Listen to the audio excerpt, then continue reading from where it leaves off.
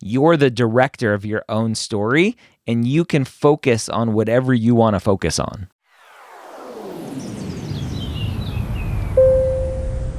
Ask Dr. Gray Pre-Med Q&A, brought to you by Blueprint MCAT. How you doing today, my friend?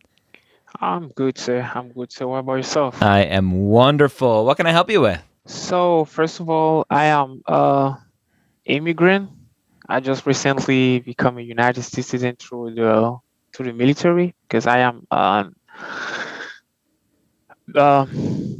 how can I say that, reserve soldier. Okay. So I made a choice to be a reserve because I was checking my age Mm-hmm.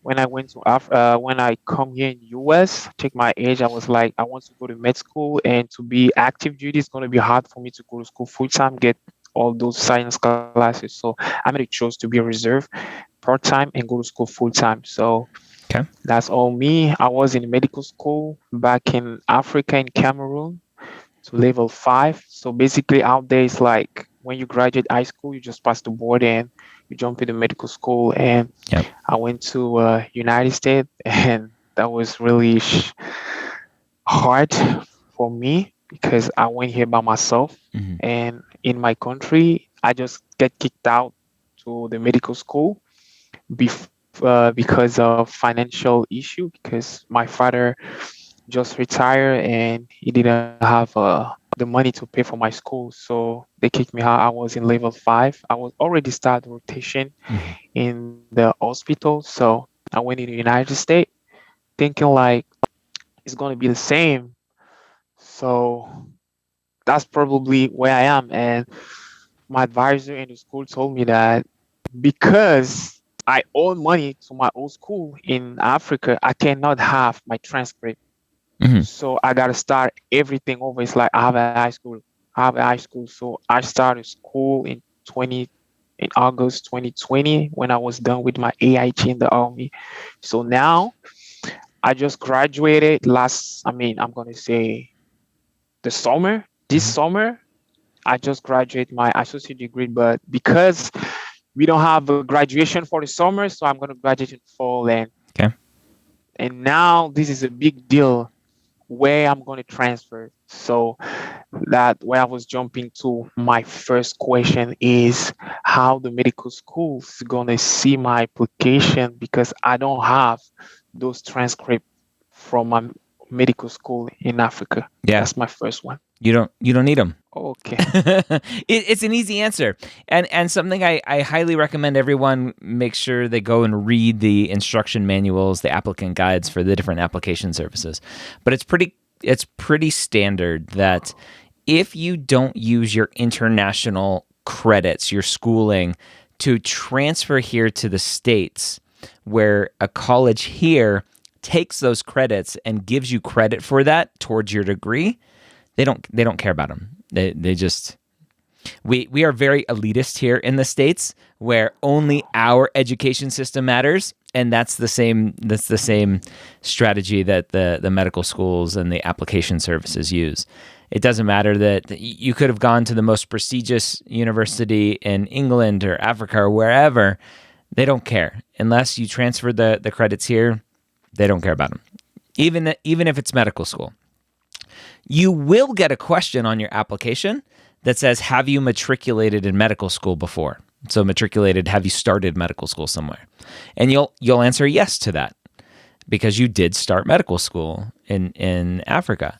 And so you'll say yes. It'll open up a box where you'll have some room to write about it, and you'll just tell the story. You started medical school, but due to financial issues, you couldn't pay for it anymore, and you left, and now you're here. Nice, because now I am a surgical tech with 3 years of experience, Awesome. and also here in the US, I have a family to feed, so it's really hard for me to find a good hospital or a good schedule to kind of balance school and job and most of my, I'm gonna say, those responsibility that I have in Africa. Mhm. So I have a question about my activity because I have a lot of hobby, and because of I'm not gonna use the typing like because of COVID I cannot do this and this, but I'm gonna say because of COVID, I found a way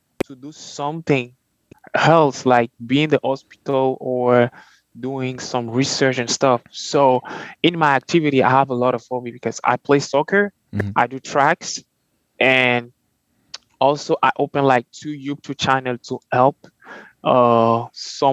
people that come from Africa or they speak because I speak French. French is Mhm. my first language. I learn English here, Mhm. and I help those people to find a way how they can sign a good contract in the army, and also I teach them the test how to jump in the military. I don't know if it's count like a community service or hobby or volunteering. Mhm. So in the map app on the website, Mhm. I don't really know what is the rubric where I can put that. Ultimately, it doesn't really matter how you categorize it in Mapped App or on your applications. The goal is just to show what you've been doing with your time. And starting a YouTube channel and helping other people, you could call that a hobby. You could call it potentially community service if you're doing it for free. Ultimately, it doesn't really matter. So I wouldn't stress about those little nuances of how do I label this? Do I label it an extracurricular activity? Do I label it other? Do I label it hobby? Do I label it community service? It ultimately doesn't really matter. Just talk about what you're doing, talk about the impact, show the reviewer, the person who's going to be reading your application, show them who you are through those essays. Oh yes, and also like I say, I am a surgical tech, but before that, I was a CNA, Mhm. and I really enjoy to be a CNA, but in the fact that I was already like set up in the hospital, Mhm. I was thinking as a doctor when I was working as a CNA. So I had some issue with some nurses when they're doing some stuff to the patient, and they don't really know what they're doing. And I have that thinking. Well, I was thinking as a doctor, Mhm. not as a CNA. So I left those jobs because of those issues. And when I become a surgical tech, I really felt in love with the OR. Mhm. So I worked 12 hours a day to the memorial here in Houston. And I really like to, I mean, when I wake up around 4, my head is just like, what kind of cases I'm going to have today? Is It's really interesting. And that situation kind of stressed me out Mhm. because I feel like the medical school is going to see me as a person who's just focusing on in the OR, not Mhm. like see a family, like be shadowing a family doctor or go to do volunteering to a family doctor or see another specialty. So my question is, can, is it possible for me to diversify my clinical experience, or I can just do what I love to do? So, is your question, do you have to diversify? Yes. Yeah. No, you don't have to diversify. If you love the operating room, that passion is going to show through in everything that you're doing and how you're writing about it and how you're talking about it. You're not the first person that loves the operating room, and all of their activities surround shadowing orthopedic surgeons and being around orthopedic surgeons. And when you read an application, it's like, oh, you're interested in orthopedic surgery, aren't you? And the student's like, yeah, I am. That's okay. And be aware that most students change their mind when they're in medical school, and just be open to those possibilities. The good thing is that being in love with the operating room opens you up to a lot of specialties. You could love internal medicine and then go into GI, where you do a lot of procedures as a gastroenterologist. That's doing a lot of procedures, but it's still a primary care into a subspecialty. So there are lots of paths that you can take to get into still being involved kind of tangentially or directly with the operating room or procedures and stuff like that. So I wouldn't worry about it. Do what you like to do. Don't go and change what you're doing just to go check some boxes. Because I was thinking about that because in most of the podcasts you always say it's not the checking boxes. So I Mhm. was like, I'm just gonna do what I love to do, and it's not everything related to medicine. Yeah. Because sometimes I'm involved in some conference and real estate. and involved or something. So I'm just doing what I like. So my other question now is I'm about to transfer to a university and I have I'm not gonna say a solid GPA because when I start school, that was very bad. I didn't have someone to tell me what to do, and I find the hard way. So my first semester in college was horrible, so horrible. I got some bad grades, and like I say, I just learned on YouTube how Yep. to handle classes in US, and I went to 2.8 GPA science to 4.0. Nice. So now and my other issue is like I'm good in science, but not good in non-science classes. So most of my big grade is non-science.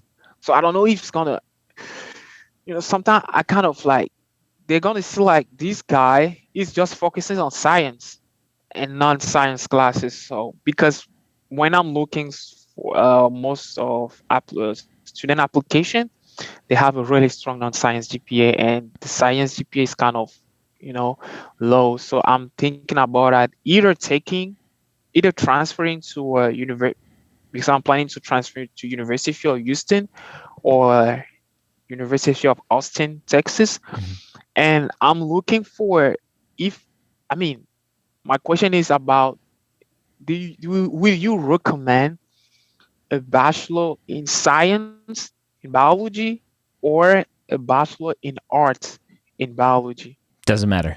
Oh, so because all right, I see.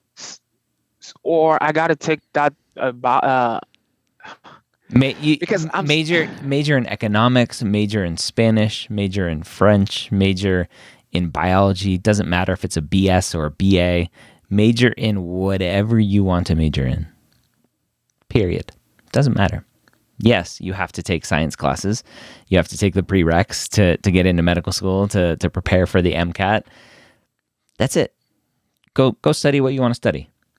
Whether that's the fastest way out of college, so to reduce your loans and other stuff, whatever you think is the best path for you, do that. and I have a question about my kind of English barrier because I learned English through a process in the military because when I joined the I'm US gonna I'm Army. gonna I'm gonna stop you right now. Your English is fine. Oh, thank you, sir. We're having a conversation right now. I can understand you. You can understand me. Your English is fine. You have a thick accent, and that's perfectly fine. Somebody who listens to you will go, "Oh, you're not from here," but they'll be able to understand you perfectly fine. So don't stress about that. It's a All right. very it's a and I wanted to stop you because I get this question a lot from immigrants, non-native English speakers. They're very self-conscious about their English abilities, how they're understood. They're self-conscious about accents. You're fine. I promise you. All right, sir.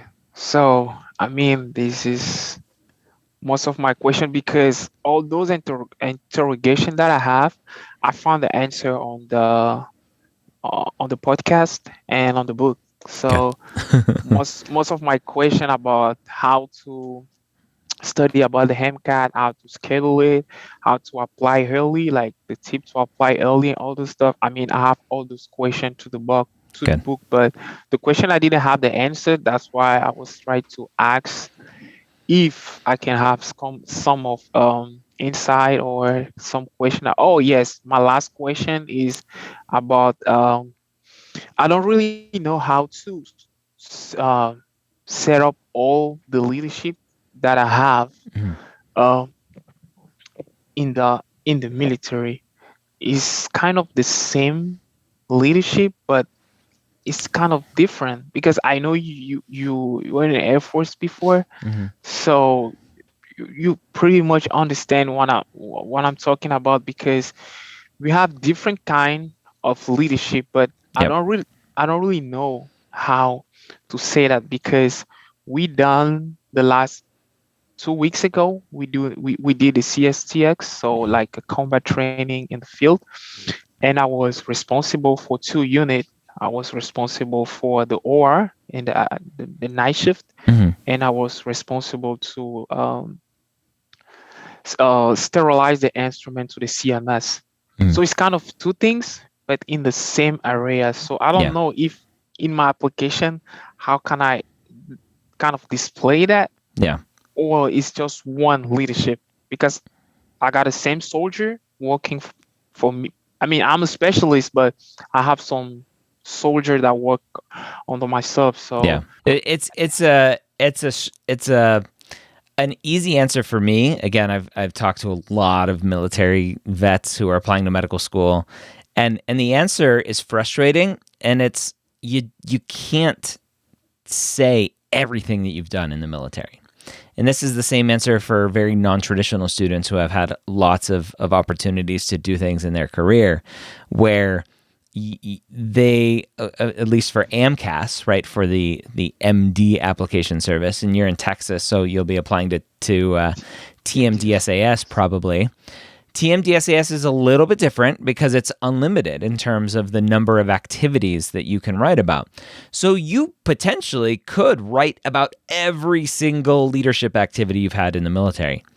It gets very redundant after a while, very repetitive. And the person reading it is like, why do you keep telling me this? It's basically the same thing with a different title. So for AMCAS, where you are limited to 15 spots, you potentially will have one activity as kind of the main military job activity. And then potentially you could have another activity that you label as leadership. And you say, during my time in the military, I was able to hold many different leadership positions. The one that stands out the most, blah, blah, blah, blah, blah. And you tell a little bit of a story there and show your leadership. So you just focus on what you want to focus on, right? It's at the end of the day, it's your application. It's your story. You're the director of your own story, and you can focus on whatever you want to focus on. and about shadowing, because Mm-hmm. now it's kind of hard. Mm-hmm. Because in Texas, the case of COVID got high a little bit. We start wearing mask again. So They never wore masks in Texas to begin with. Come on. I mean, in the hospital, In the we got hospital, that yeah. policy that say now you cannot wear your mask. But I was in the hospital 2 days ago. They say, "Oh, we wear masks again." I was kind of surprised. Yep. So the doctor told me, "Yeah, we wear masks again." So I was asking about virtual shadowing because I have a Mm. lot of hours. I have like Good. 100 hours of virtual shadowing. Mm. My question is it enough to do virtual shadowing? Then I mean, have only virtual shadowing in Yep. your application or physical shadowing. It Yeah. always doesn't matter. It's not ideal to only have virtual shadowing. Ideally, you have some in-person shadowing as well. So just keep asking, keep trying, see what works. But if you're in the hospital working as a surgical tech, why not just ask the surgeon, be like, hey, can I come in on my day off and just like hang out in the corner of the I operating room? mean, I did, but like I just said, I work 12 hours a day, sir. So Yep. I need to ask to the HR or my supervisor in the hospital if they say yes. But most of the time, the answer is no because I am on the contract, and to go like shadowing a doctor, I need to. It is a lot of process, and most of the time, the answer is no. The doctor say yes. I have a lot of doctor they allowed me. Yeah. I mean, they say you have a good skill in the OR. I will be glad to have you like in my clinic and stuff to see how I'm working with the patient. So it I mean, right now it's depend of the hospital and it's super hard. It's really hard. It's really Interesting. hard to. Yeah, so to me, I wouldn't ask anyone. You work at the hospital, right? You already have the ability to walk into the hospital with a badge. And if the doctor says, yeah, come to clinic, just show up. Who are you asking? Why do you need to ask for permission? Okay. Because I mean, you start because I start working at 6:45, finish around 7:15. Yep. And if I get off, like I go to maybe the second or the third floor, they're gonna ask where I am. Mm. and I cannot do that on my lunch break because the lunch break is 30 minutes, and 30 Yeah, minutes if you're is trying to not. do it on days that you're working, it's not going to work well. So, I mean, if you're working 5 days a week, 12 hours, obviously that's a lot of time, and you're probably not doing that. So you go in on a day off. I will try to do that, sir. I Yeah. will try to do that. So I mean, that's most of the question All that I right. have. So about my classes, I mean, I was really struggling about BS, BA, or bachelor in health sciences Yeah. because they have a lot of program out there, and Yeah. I'm kind of confusing where I wanted to go. And also, I was talking to another plastic doctor. He told me that the university matter when you apply to medical school. If you go to a university low ranking or the university high ranking, Very, very so little impact at all, if any. uh, Don't worry about that. so just have good grade, good Have good MCAT, grades. Good MCAT. tell tell your story, Tell your and story. You got it. be prepared for the interview or write your secondary before. Or I mean, I already start writing my secondary, even though I'm applying in 1 year and a half. Yes, sir. So I try to keep the track, All right. and I wish one day I would text you about how I get accepted to my top school, Yes, please. who is Yeshu, the military medical school. That's the place where I wanted to go. Usis, yeah. Yes, Yeah. sir. Awesome. All right. Well, fingers crossed. Keep me posted. Yes, sir. So thank you so much for your help. And every time I meet a new pre-med, he doesn't know a lot about. I mean, a lot of pre-med out there, they don't know how the process. So I always share your channel and Thank you. let them know. Thank you. I Thank you so appreciate much. it.